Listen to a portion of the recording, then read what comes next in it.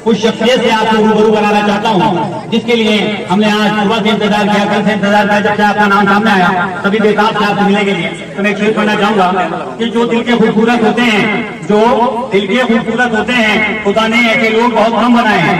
जो दिल के खूबसूरत होते हैं, खुदा ने ऐसे लोग बहुत कम बनाए हैं। जो बनाए हैं आज हमारी इस महफिल में आए हैं। जनाब चंद्रशेखर आजाद जी से दरख्वास्त करूंगा कि वो हमारे बच्चों को दो शब्द कहें। हमारे माननीय सांसद जनाब चंद्रशेखर आजाद दो भाई, कौन लीजिए लीजिए सर।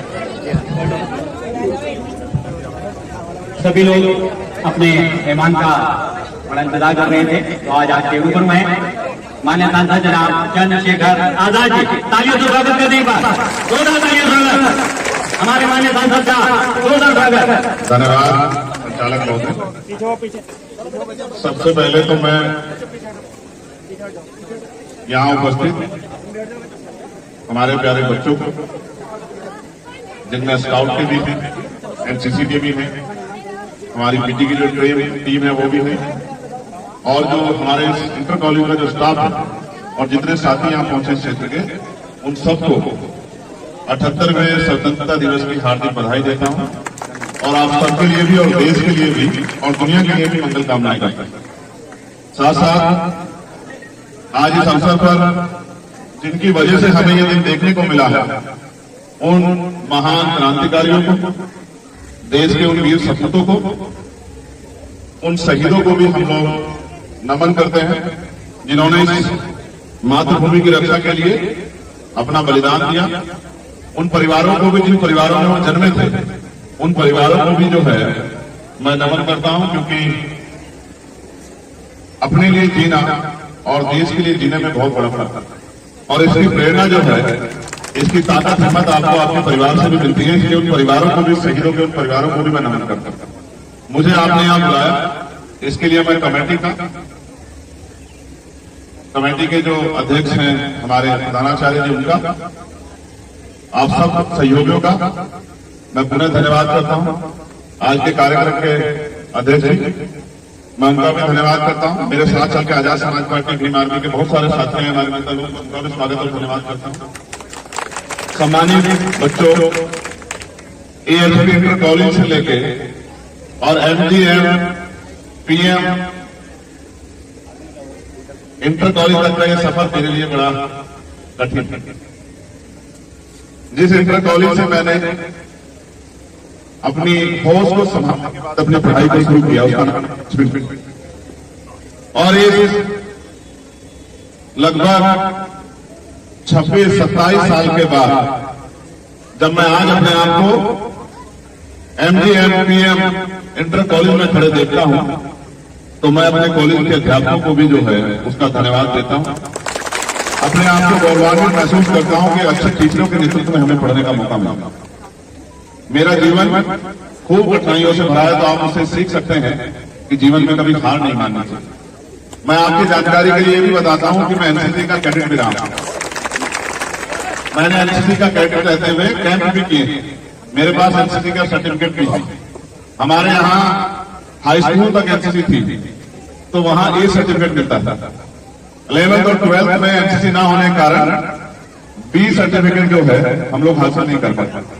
जब मैं कॉलेज में गया, डीएवी पीजी कॉलेज देहरादून में, तो वहां सी सर्टिफिकेट भी मेरा, मगर मेरा एडमिशन लेट हुआ तो मैं एनसीसी का हिस्सा नहीं बन पाया। मुझे इस बात की बहुत दिनों तक तकलीफ रही कि मैं यहाँ एनसीसी का हिस्सा नहीं बन पाया, क्योंकि वहां के बच्चे जो एनसीसी के थे वो जब हमारी 15 अगस्त की परेड होती है लाल किले पे, तो वो वहां जाते हैं, 26 जनवरी की परेड में शामिल होने के लिए जाते हैं। तो मेरे मन में पीड़ा रह गई, क्योंकि स्कूल से देश सेवा की जो भावना आपके अंदर निर्माण होती है, राष्ट्र प्रेम की जो भावना आपके अंदर निर्माण होती है, उसका कोई तोड़ नहीं, उसको कोई ब्रेन वॉश करके खिला नहीं सकता। मैं इस बात को बहुत अच्छे से जानता, क्योंकि मैं एनसीसी का कैडेट रहा हूं। मैंने एनसीसी के भाइयों को, बच्चों को भी परेड करते देखा। मुझे अपने दिन वो याद आ गए कि हम लोग एनसीसी की परेड करते थे, और परेड करने के बाद जो है अपने आप को, क्योंकि परेड में मेहनत भी लगती है, तो अपने आप को स्वस्थ भी महसूस करते थे। थकने के बाद हमारे एनसीसी के सीनियर लोग यहाँ खड़े हुए हैं, वो लोग हमें अच्छा नाश्ता भी कराते थे, कभी समोसों के रूप में, कभी केलों के रूप में। वो हमें हर भोजन की, हमारे नाश्ते की व्यवस्था भी करते थे। वो भी एक अच्छा समय था। लेकिन मैं आपसे कुछ और कहना चाहता हूं और मैं उम्मीद करूंगा कि आप इस बात को मेरी गौर करेंगे। राष्ट्र निर्माण तभी होगा जब अंतिम व्यक्ति भी जो है बुनियादी सुविधा को लेकर इज्जत और सम्मान की जिंदगी प्राप्त करेगा। और जिन सपनों के साथ आजादी का संघर्ष हुआ था, उन सपनों को अगर हम याद करेंगे तो हमें महसूस होगा कि सपना ये था कि जाति, धर्म, स्थान, भाषा, जेंडर के आधार पर किसी के साथ भेदभाव नहीं। वो अलग बात है कि सियासत की कुर्सी इतनी मजबूत है कि आज भी हम उन लक्ष्यों को पूर्ण नहीं कर पाए जिन लक्ष्यों के लिए देश की कुर्बानी की थी। और मैं मानता हूं कि दुनिया में कोई काम नामुमकिन नहीं है।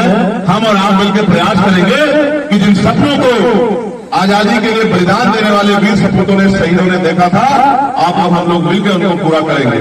आज जहां मैं खड़ा हूं किरतपुर में, मैं किरतपुर के साथियों का और बहुत खुले मन से, चाहे वो मेरे साथ थे या नहीं थे, क्योंकि आज मैं उनकी का जिम्मेदारी है। मैं नगीना लोकसभा के आखिरी व्यक्ति के लिए भी जिम्मेदार होने के नाते आपको ये विश्वास दिलाता हूं कि मैं पूरी जिम्मेदारी से नगीना ही नहीं, हर कमजोर किसान, मजदूर, गरीब, मजलूर सबकी आवाज बनने का काम और उनकी लड़ाई लड़ने का काम करूं। जो ताकत मुझे नगीना के लोगों ने दी है, मैं नगीना के लोगों को विश्वास दिलाता हूं कि आपके द्वारा दी गई ताकत आने वाले समय में लाखों लोगों के भविष्य में बदलाव करें। और देश में जो जिस बात के साथ हम लोग मजबूत होते कहते हैं भाईचारा, उस भाईचारे को भी मजबूत करेंगे। मैं अपने बच्चों से कहना चाहता हूं, हम पे सबसे बड़ा हथियार है शिक्षा। शिक्षा एक ऐसा हथियार है जो आपके जीवन को बदल सकती है। एक किसान का बेटा भी, मजदूर का बेटा भी देश की सर्वोच्च सेवा में जा सकता है। शिक्षा के अलावा कोई जीवन परिवर्तन का आधार नहीं है। तो आप स्कूलिंग कर रहे हैं, पढ़ रहे हैं, तो इस बात के साथ मत पढ़ो कि आपको पास होना, इस बात के साथ पढ़ो कि हमें पढ़ के अपने पैरों पर खड़ा होना, अपने परिवार, अपने क्षेत्र और अपने देश का नाम रोशन करना, अपने देश को तरक्की के रास्ते पर लेके जाना। जब खाली आज का इतिहास लिखा जाएगा और आप 2024 का स्वतंत्रता दिवस याद करोगे और हम 20-25 साल बाद इस दिन को देखेंगे, तो आज यहाँ बैठे जो बहुत बहुसंख्यक हमारे छात्र हैं, इनमें से कुछ डॉक्टर होंगे, कुछ इंजीनियर होंगे, कोई वकील होंगे, कुछ जज होंगे, कोई आईएएस बनेगा, कोई आईपीएस बनेगा, कोई पुलिस में जाएगा, कोई और सेवा करेगा, कुछ मेरे जैसे नेताओं का भी निर्माण होगा। अलग अलग तरह के जो है भविष्य जो है यहाँ से पैदा होंगे। लेकिन मैं फिर कहता हूँ, क्योंकि हम डॉक्टर बाबा साहब अम्बेडकर को अपने आदर्श के रूप में भी मानते हैं, एपीजे अब्दुल कलाम साहब को भी मानते हैं और शहीद आजम भगत सिंह को भी अपना आदर्श मानते हैं, तो मैं आपसे कहना चाहता हूँ, मैंने पार्लियामेंट में भी कहा था कि शिक्षा श्रेणी का वो दूध है जो इसको पीता है वो दहाड़ता है। अगर आप चाहते हैं कि आप अपने सवाल को बुनियादी रूप से मजबूती से रख पाएं और उसमें सोचना पड़े, तो आपको अपने शिक्षा के स्तर को गुणवत्ता की तरफ और मजबूती से शिक्षा के इस समय को, जो शिक्षा ग्रहण करने का समय चल रहा है, उसमें आपको मजबूती से योगदान करना पड़ेगा और शिक्षा को बेहतर तौर पर जो है हासिल करना पड़ेगा। तभी आप अपने जीवन में बदलाव ला सकते हैं। मैं आपका धन्यवाद दूंगा। एक बात का मुझे खेद रहेगा कि आपने मुझे एपीजे अब्दुल कलाम साहब की तस्वीर भेंट नहीं, जो आपने मुझे पर्सनली तस्वीर भेंट की वो डॉक्टर बाबा साहब अम्बेडकर की थी। आपको मुझे करनी चाहिए थी उस महान वैज्ञानिक की जिसने देश को जो है एक ऐसा बल दिया, मिसाइल मैन जिनको हम लोग कहते हैं, जो देश के राष्ट्रपति भी रहे। मैं ये मानता हूं कि उनकी तस्वीर आपको मुझे देके मुझे गौरवान्वित होने का मौका देना चाहिए था। मैं मानता हूं क्योंकि हर किसी का योगदान वो इस देश की तरक्की के लिए मैं मैं मानता हूं किसी एक जाति, धर्म, व्यक्ति के आधार पर देश नहीं बना। देश बना है सबके सामूहिक प्रयास से, सबके संकल्प से। देश बना है हर एक व्यक्ति की जिम्मेदारी से। और मैं हमारे प्रधानाचार्य जी से कहूंगा, क्योंकि मैं गुरु हैं और गुरु का दर्जा माँ बाप से भी बड़ा होता है, मैं उनसे कहना चाहूंगा कि आप, पता नहीं उत्तर प्रदेश के सिलेबस में इसको क्यों नहीं रखा गया है, लेकिन मैं आपसे जरूर कहूंगा कि बच्चों को संविधान जरूर पढ़ाएं। क्योंकि जब तक आप अपने कर्तव्यों को नहीं जानेंगे, जब तक आप अपने अधिकारों को नहीं जानेंगे, आप अपने अधिकार ना ले सकते हैं ना अपने कर्तव्यों का पालन कर सकते हैं। हमें देश में सबसे बड़ी परिवर्तन यही हुई है। दूसरिया में आप जाओगे, मैं दुनिया के तमाम चीजों को सर्वे करता हूं, वहां का बच्चा अपने अधिकारों के प्रति जागरूक है, वहां का बच्चा अपने कर्तव्यों के प्रति जागरूक है। मैं इसका एक छोटा सा उदाहरण आपको बताता हूं। आज सबसे ज्यादा एक्सीडेंट में मौत जो है बीमारियों से भी ज्यादा भारत में है। एक्सीडेंट से मौत होना, ये जागरूकता की कमी के साथ साथ अपने कर्तव्य का सही रूप से निर्वहन न करना भी इसकी एक वजह है। अगर हम लोग हेलमेट इस वजह से ना पहने की पुलिस चालान काट देगी, हेलमेट इस वजह से पहने की हमारी सुरक्षा का मामला है, तो मैं लिख के देता हूं कि देश में जो एक्सीडेंट में डेथ होती है उनकी संख्या में बहुत बड़ी कमी आ जाए। अगर हम सीट बेल्ट जो है इस वजह से डर के लगाए कि पुलिस चालान काट देगी और इस वजह से ना लगाए कि मेरी जान को सुरक्षा जो है मिलेगी नहीं मिलेगी, तो बहुत ज्यादा संख्या में जो एक्सीडेंट होते हैं उनमें कमी आ जाए। और मैंने कहा ना, अब तो गाड़ियों में इस तरह की व्यवस्था हो गई है, एयर बैग और बहुत सारी चीजें हैं, लोगों की जान बच जाती है। छोटा मोटा नुकसान हो जाए, हाथ टूट जाए, पैर टूट जाए, लेकिन जीवन रक्षा होनी चाहिए। क्योंकि दुनिया की कोई सी भी शक्ति, चाहे वो कोर्ट हो या डेमोक्रेटिक शक्ति में लोकतांत्रिक व्यवस्था हो, सरकारें हो या और भी कोई शक्ति हो, वो मरे हुए व्यक्ति को जिंदा नहीं कर सकती। और जिसका चाहता है उसी को एहसास होता है। जो अपने भाई को खोता है, जो अपनी बहन को खोता है, जो अपने पिता को खोता है, जो अपनी माँ को खोता है, अपने बच्चों को खोता है, उन्हीं को एहसास होता है कि जाने का दर्द क्या होता है। मैं ये मानता हूँ हर व्यक्ति की जिंदगी कीमती है, इसलिए मैं आपसे आग्रह करूंगा, अपने बच्चों से आग्रह करूंगा, आने वाले देश के भविष्य से आग्रह करूंगा कि वो कानून का पालन जरूर करें। इसलिए ना करें किसी डर के। मुल्क हमारा है, लेकिन मुल्क का अच्छा नागरिक होने के नाते आपको अपनी जिम्मेदारियों का निर्वहन करना बहुत जरूरी है। और नहीं करेंगे निर्वहन तो जो समस्या पैदा होगी उसकी जिम्मेदार हम स्वयं करेंगे। तो मैं पुनः आपका धन्यवाद करता हूं। मेरे कई सारे कार्यक्रम लगे हैं, देर से मैं आया, उसके लिए मुझे खेद है, लेकिन ये भी आप देखो कि मेरे आने के बाद कुदरत भी आपके साथ मेहरबान है। जो काम हमें अंदर करना पड़ता, जिसकी व्यवस्था भी हम लोगों ने लगभग की थी, शिफ्ट कर दिया था।